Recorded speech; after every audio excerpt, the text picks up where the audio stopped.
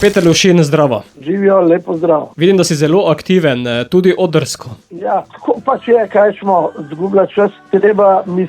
Če delaš v muziki, je tako, da je najbolj biti na odru ali pa v studiu. Prihaja tudi tvoj novi album, naslovljen Za 100 let naprej. Ja, dejansko sem ta album že kar nekaj časa ga delal. Začeli se že v obdobju Covida, pa se vlekel, smo 1-2 singla naredili, ampak potem sem pa počasi začel graditi ekipo, ki je snemala ta album, in sem hotel, da je do prihoda v studio vse tako, kot sem si zastavil, kot sem hotel, in sem toliko časa čakal, dokler tudi nisem nekako našel to prav studio, ker se je medtem obnavljalo oziroma prenavljalo lastništvo Studia Metro. Smo tudi še malo počakali, da so tam vse uredili, tako da sem prišel v bistvu z eno svežo ekipo v en studio, kjer sem sicer že bil večkrat, ampak spet nekako bi rekel duhovno in tudi tehnično prenovljen. Del novega albuma bo tudi skladba, ki jo danes predstavljava, naslovljena Marš za mir.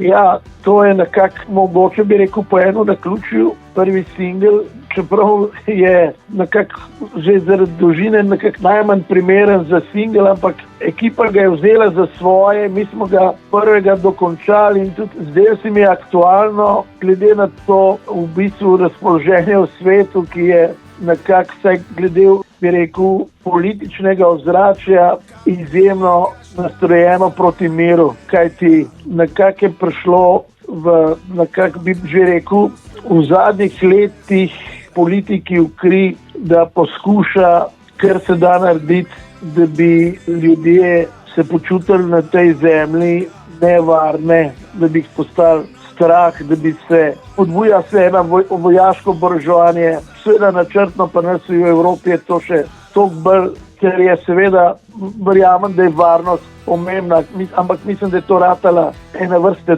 dogma in mislim, da je oboroževalna tekma, kot smo tisti, ki smo že malo starejši, gotovili, da ne vodi nikamor in da je v bistvu smo ratali plen vojaške industrije, ki spodbuja prekomerno oboroževanje. Jaz sem prepričan, na svetu je preveč orožja, mogli bi biti bolj aktivni v boju za mir. Če pa vemo, da se financira, da v bistvu lep del sveta, za katerega smo mislili mi, da je najbolj napreden, govorimo o zahodnem svetu, Evrope in Amerike, podpira genocid nad otroci in prebivalstvom Palestine, Gazi, potem vemo, da nekaj je zelo narobe na tem svetu. Pomeni, da je to skladba s protivojno tematiko?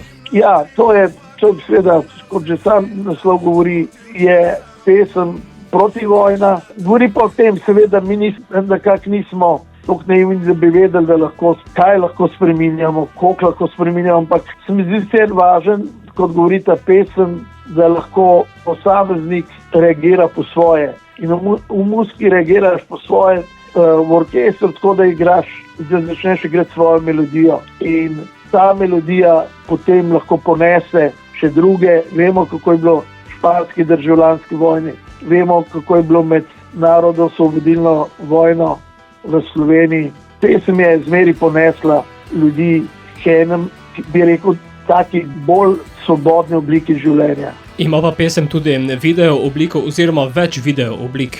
Ja, prva video oblika je ta, ki jo vidimo na YouTubeu, nekako spontano, minimalistična.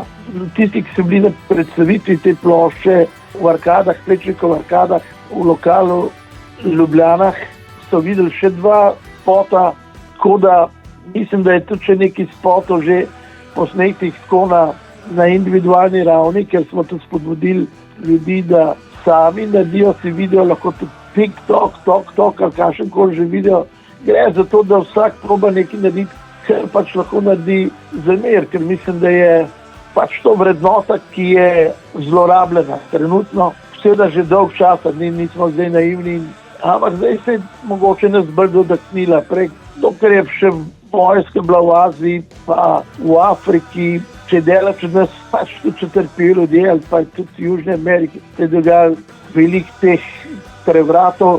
Seveda ne smemo pa pozabiti, da končno tudi ni minili še to let, ki je bila vojna zelo blizu naših mej in tudi pri nas pravzaprav tudi tista vojna je bila na en način, verjamem, da plod političnih iger, predvsem je bila pa tudi seveda spodbujenih nacionalizmov in seveda je tudi, ne bom rekel, da ima ta pesem protinacionalistični element, nima, ampak seveda vsi te nacionalizmi so neki, ker so lahko pozitivni, dokler pustijo, da živijo vsi drugi nacionalizmi okrog njih. Dokler pa so tisti, ki vse okrog zatirajo, so pa seveda nevarni. In mi imamo v svetu nekaj teh spodbujanih nacionalizmov, ker nekako vidimo, da obstajajo v strukturah, najbogatejših strukturah tega sveta ljudje, ki jim je bistveni zaslužek, ne pa v bistvu en tak zdravorazumerski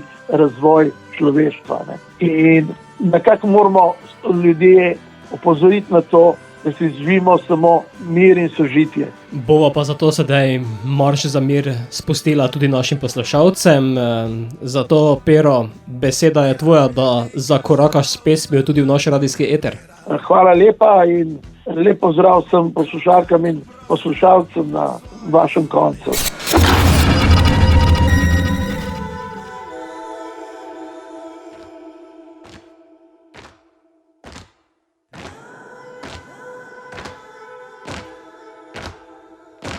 Živijo, sem Pero Lošin in vi poslušate oddajo Radioaktivno.